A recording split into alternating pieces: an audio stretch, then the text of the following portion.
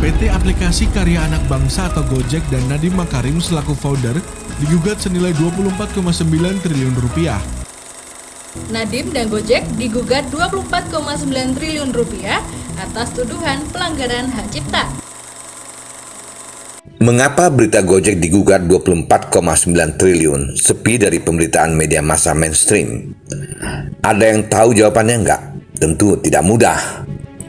Hanya mereka yang duduk di manajemen redaksi yang bisa menjawabnya. Kita atau masyarakat hanya bisa menduga-duga. Padahal isu perkara Gojek atau Gotoh dan Nadiem Makarim digugat karena dugaan pelanggaran hak cipta oleh Hasan Asyhari dengan nilai tuntutan triliunan rupiah adalah berita besar. Hanya mereka yang tidak paham apa itu berita atau sengaja membutakan mata hati dan pikiran mereka terhadap jurnalisme lah yang bisa menegasikan fakta bahwa kasus perkara Gojek digugat bukanlah berita atau tidak layak tayang di media massa mainstream. Mengapa? Karena perkara gugatan hak cipta Hasan Asyhari terhadap Gotoh dan Nadiem Makarim sudah memenuhi semua kriteria layak berita. Pertama, eksklusif. Kedua, magnitudenya besar, ditinjau dari segi angka tuntutan maupun keterlibatan pemodal di dalamnya, dan cakupan bisnis Gojek itu sendiri melibatkan banyak orang. Ketiga, proximity atau kedekatan terhadap khalayak sudah terpenuhi. Gojek beroperasi di tanah air dan menyerap ratusan dan bahkan jutaan mitra sebagai driver dan pengguna jasa ojek. Keempat, Gojek adalah bisnis online yang belum jelas statusnya, yang masih kontroversial, apakah di bawah regulasi Kementerian Perhubungan atau Kominfo.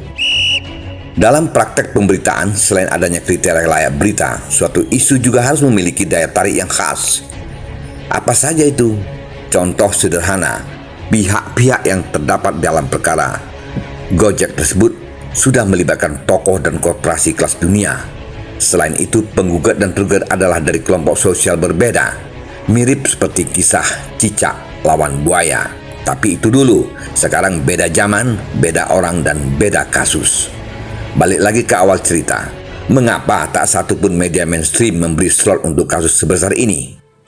Jawabannya terpulang kepada persepsi dan tafsir yang ada di kepala kita masing-masing. Kita adalah pemilik hak untuk menilai independensi sebuah media massa. Apakah media massa itu jujur, berani, dan terbuka, serta sudah menjalankan fungsi-fungsi jurnalistik yang baik dan benar.